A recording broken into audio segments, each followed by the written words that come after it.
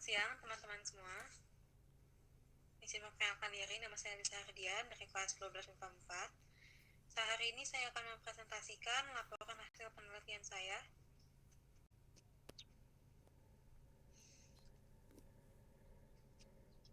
Saya akan mempresentasikan laporan hasil penelitian yang berjudul Pengaruh Intensitas Cahaya pada Pertumbuhan dan Perkembangan Kacang Hijau. Rumusan masalah, tujuan, dan manfaat penelitian. Rumusan masalah. 1. Bagaimana pertumbuhan dan perkembangan kacang hijau? 2. Bagaimana pengaruh intensitas cahaya pada pertumbuhan dan perkembangan kacang hijau? 3.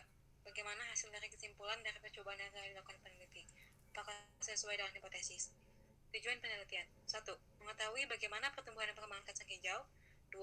Mengetahui bagaimana pengaruh intensitas cahaya terhadap pertumbuhan dan perkembangan kacang hijau. 3. Mengetahui apakah hipotesis peneliti terbukti benar atau tidak. Manfaat penelitian ini adalah diharapkan dapat menambah dan mengembangkan ilmu pembaca. Hipotesis H0.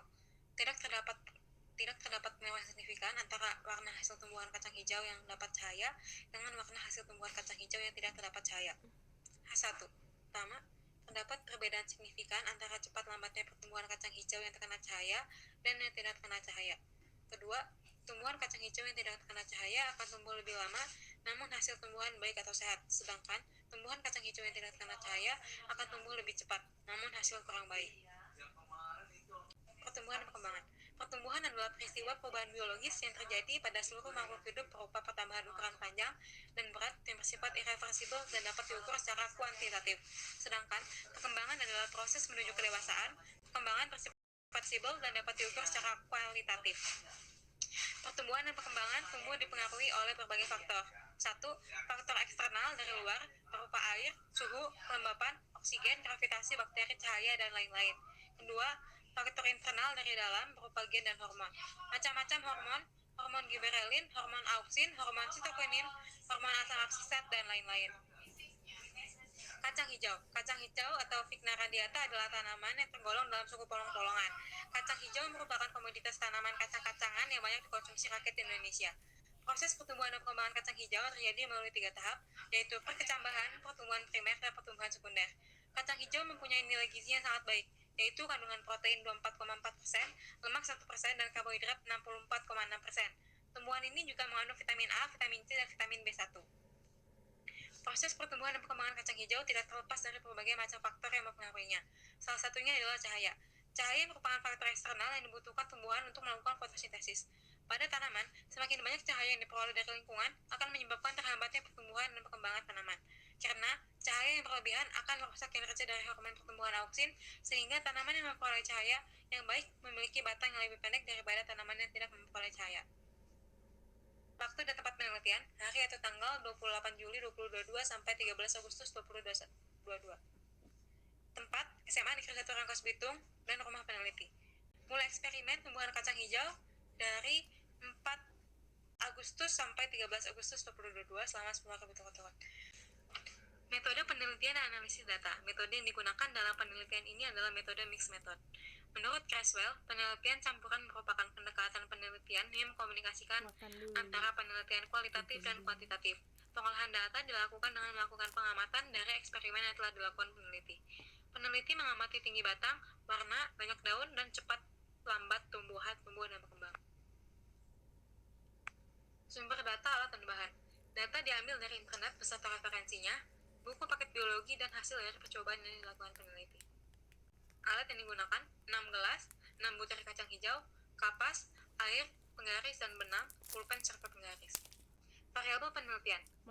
Ada 3, yaitu variabel kontrol yang berupa kacang hijau, kelembapan, kapas, air, dan suhu. Variabel bebas berupa sinar matahari. Variabel terikat berupa panjang batang, warna, dan kualitas. Berikut adalah langkah-langkah melakukan percobaan. 1. Rendam biji kacang hijau untuk memicu perkecambahan selama 12 jam. 2. Siapkan 6 gelas yang telah diberi lubang. Letakkan kapas lalu tanam 1 biji kacang hijau di setiap gelasnya. Lalu namai gelas dengan angka dan pengertiannya. Gelas T1 sampai T3 merupakan tanaman yang berada di tempat terang. Gelas G1 sampai G3 merupakan tanaman yang berada di tempat gelap. Siram tanaman setiap malam dengan volume air yang sama, yaitu 2 sendok makan setiap harinya. Amati perubahan fisik tanaman setiap hari dan catat di tabel pembahasan selama 10 hari berturut-turut. Metode pembekalan data. 1. Studi pustaka dan kedua, metode deskriptif kualitatif. Tabel perubahan panjang batang tumbuhan. Tinggi batang pada tumbuhan terang, hari pertama T1, T2, T3 rata-rata panjangnya sekitar 0,2 cm. Pada hari kedua T1, T2, T3 rata-rata panjangnya sekitar 0,3 cm. Pada hari ketiga T1, T2, T3 rata-rata panjangnya sekitar 0,9 cm. Pada hari keempat T1, T2, T3 rata-rata panjangnya sekitar 0,3 cm. Pada hari kelima T1, T2, T3 rata-rata panjangnya sekitar 3,6 cm. Pada hari keenam T1, T2, T3 rata-rata panjangnya sekitar 5,5 cm. Tinggi batang pada tumbuhan gelap, hari pertama G1, G2, G3 rata-rata panjangnya sekitar 0,4 cm. Pada hari kedua G1, G2, G3 rata-rata panjangnya sekitar 1,3 cm. Pada hari ketiga G1, G2, G3 rata-rata panjangnya sekitar 2,3 cm. Pada hari keempat G1, G2, G3 rata-rata panjangnya sekitar 6,2 cm. Pada hari kelima G1, G2, G3 rata-rata panjangnya sekitar 14,2 cm. Pada hari keenam G1, G2, G3 rata-rata panjangnya sekitar 21,3 cm. Berikut adalah tabel perubahan daun dan warna daun tumbuhan. Jumlah daun dan warna daun pada tumbuhan terang. Pada hari pertama sampai hari ketiga tumbuhan T1, T2, T3 belum mempunyai daun. Pada hari keempat T1, T2, T3 mempunyai 2 daun kecil berwarna hijau.Pada hari kelima T1, T2, T3 mempunyai 2 daun berwarna hijau. Pada hari keenam T1, T2, T3 memiliki 2 daun berwarna hijau. Pada tumbuhan gelap hari pertama sampai hari kedua G1, G2, G3 belum mempunyai daun.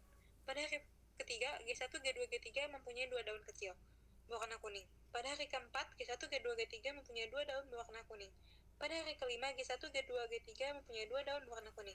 Pada hari keenam, G2, dan G3 memiliki 2 daun berwarna kuning, sedangkan G1 daun dan pucuknya di bagian serangga.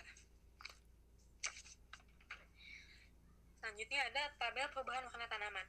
Perubahan warna tanaman terang pada hari pertama T1, T2, dan T3 rata-rata berwarna putih kehijauan. Pada hari kedua T1, T2, T3 berwarna hijau kekuningan.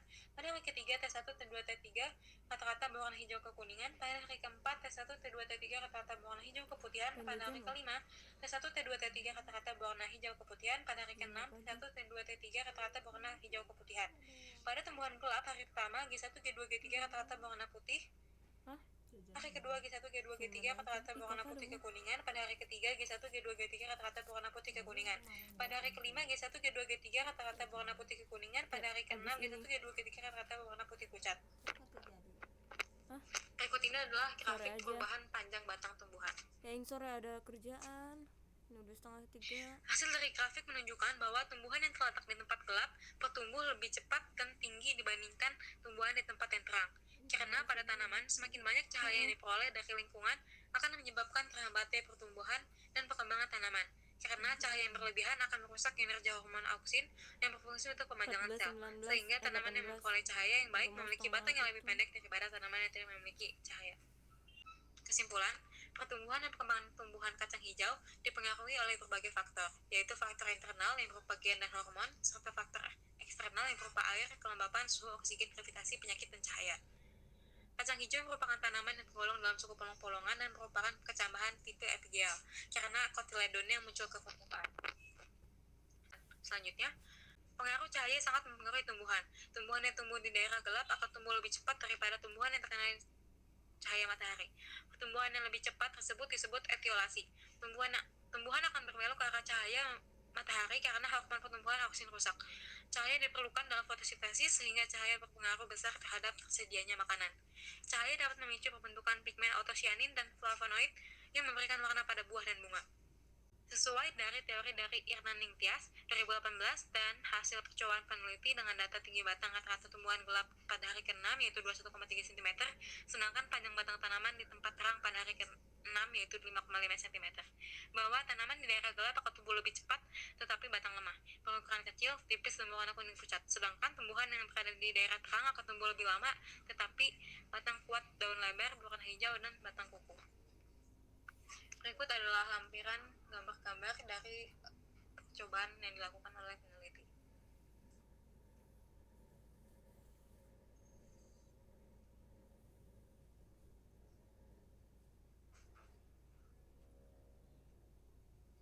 Berikut adalah video hari pertama tumbuhan kacang hijau.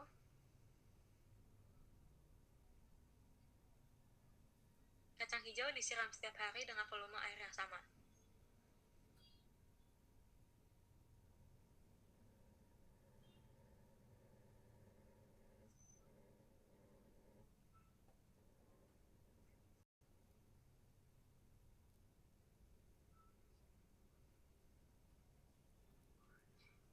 Berikut ini adalah hari ke-6 tumbuhan kacang hijau, yang tumbuhan gelap.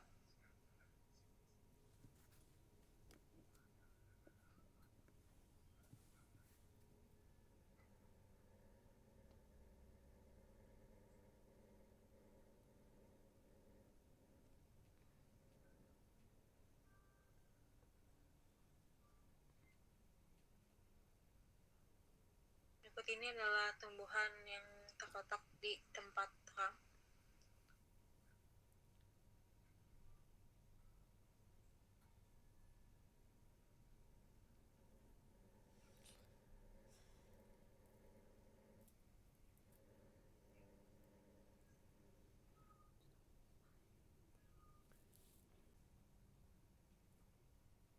Cukup sekian laporan hasil dari saya. Ada yang ingin ditanyakan? Izin bertanya, sebelumnya perkenalkan, nama saya Hayefa Salsabila dari kelas 12 MIPA 4. Izin bertanya, bagaimana hasil dari percobaan itu? Apakah sudah sesuai dengan teori-teori yang sudah ada? Baik, terima kasih pertanyaannya. Sesuai dengan yang sudah saya bacakan tadi, hasil percobaan saya dengan teori yang sudah ada itu hasil dari percobaan saya dan teori yang sudah ada itu cukup sesuai dengan teori atau pernyataan yang menyebutkan bahwa tanaman yang terletak di tempat gelap akan tumbuh lebih cepat daripada tumbuhan di tempat terang. Pada tanaman, semakin banyak cahaya yang diperoleh dari lingkungan akan menyebabkan terhambatnya pertumbuhan dan perkembangan tanaman, karena cahaya yang berlebihan akan merusak energi hormon auksin, yang dimana hormon auksin itu berfungsi untuk pemanjangan sel. Jadi sudah sesuai. Ada yang ingin ditanyakan lagi? Sudah ada? Tidak ada lagi? Cukup? Cukup sekian presentasi saya kali ini. Mohon maaf bila ada kesalahan. Terima kasih.